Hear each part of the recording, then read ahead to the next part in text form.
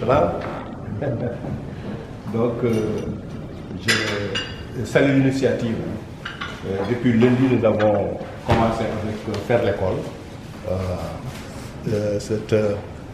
Ces ateliers, ou bien ces cercles de qualité, où toutes les structures sont invitées pour mettre à niveau, être dans le cadre de cette problématique de l'éducation inclusive, mettre à niveau tous les techniciens, sinon les bras du niveau central, les bras techniques du niveau central. Je remercie la DMCG d'avoir rappelé les séances de formation que nous avons eu à tenir, mais également les ateliers, avec les ateliers dont les différentes structures qui sont là présentes sont invitées parfois. Et ce qui pose problème, c'est que les structures sont représentées, mais il n'y a pas de démultiplication au niveau de ces structures. Les gens reçoivent des informations liées à d'autres aspects comme par exemple pareillement à l'éducation inclusive, mais souvent la démultiplication fait défaut. Et elle a eu à le rappeler. Donc des préoccupations pertinentes ont été soulevées ce matin, raison pour laquelle j'ai voulu au moins rappeler cela. Quand vous représentez les structures, une fois de retour, faites tout pour inclure par exemple ce qui a été reçu comme formation ou bien comme information au niveau des coordinations, des réunions de coordination. Maintenant, rappelez également la vision et la volonté qui est là. Cette vision et cette volonté de trouver une réponse à la problématique. Je vous rappelle peut-être, parce que vous le savez, que la cellule genre et équité est là, a été mise en place depuis 1 an et demi. C'est dans ce cadre-là. Et cette cellule genre et équité prend en charge aussi bien la protection de l'enfant que l'inclusion. Il y a également le projet Faire l'école qui cohabite ou bien qui travaille en étroite collaboration avec 2 autres projets que sont Déclic et Pépite. Et ces projets-là ont été appuyés ou bien financés par le partenaire financier qu'est l'AICS. C'est-à-dire que c'est la coopération italienne. Et donc, raison pour laquelle le coordinateur avait rappelé cette pérennisation qui se fait au niveau des 5 régions ou bien des 7 académies. Donc, il y a l'existant qui est là, mais également, il y a les partenaires techniques et financiers qui appuient le ministère de l'Éducation nationale dans la prise en charge de cette problématique.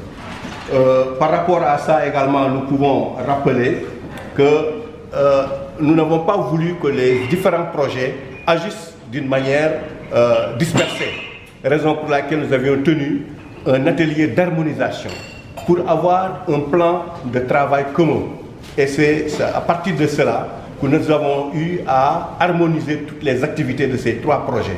Et le Déclic est en train de dérouler un plan de formation sur lequel qui s'est adossé à une étude diagnostique qui a permis d'avoir ce plan de formation composé de 8 modules, dont les 4 ont été déjà déroulés et 4 autres encore restent. Il y a certains de vos agents qui ont eu à participer au niveau de ces séances de formation. Dire également qu'il y a du point de vue pédagogique, des fiches pédagogiques, fiches ressources ont été également élaborées. Maintenant contextualisées au système éducatif sénégalais par rapport à l'inclusion. Là aussi, l'expert est là, peut-être qu'il pourra nous rappeler ces différentes initiatives. Pour terminer, il y a un important chantier sur lequel nous sommes en train de travailler. La DE a vraiment a posé les jalons avec la note d'orientation qui existe déjà. Et là, c'est depuis des années.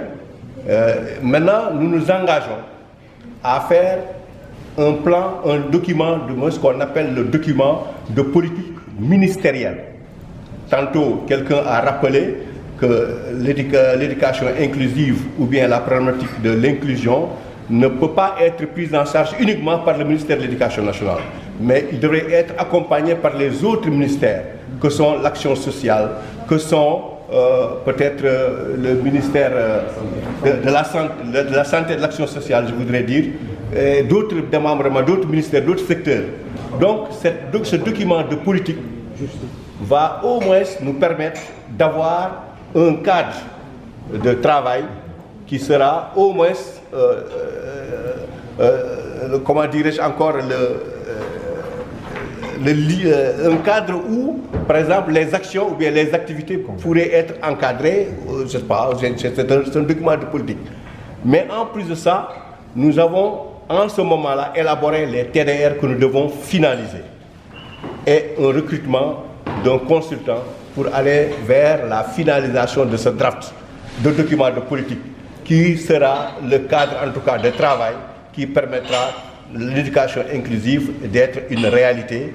Certes, c'est un chantier immense qu'il faudra au moins accompagner, mais aller vers l'essentiel pour qu'au moins que la prise en charge de l'éducation inclusive soit une réalité dans nos institutions, dans nos établissements, mais aussi au niveau central. Voilà ce que je voudrais compléter, monsieur le modérateur, pour au moins informer les participants que quelque chose se fait. Nous sommes en phase avec tout le monde. Maintenant que l'information doit être redescendue pour que tout le monde soit informé de ce qui se fait au niveau central et au niveau du secrétaire général, mais aussi avec les autres directions pédagogiques, dont l'éducation inclusive, ou bien qui ont eu à parachever l'éducation inclusive jusque-là avec les projets qui existent à l'image de Faire l'école. Donc je vous remercie. Merci.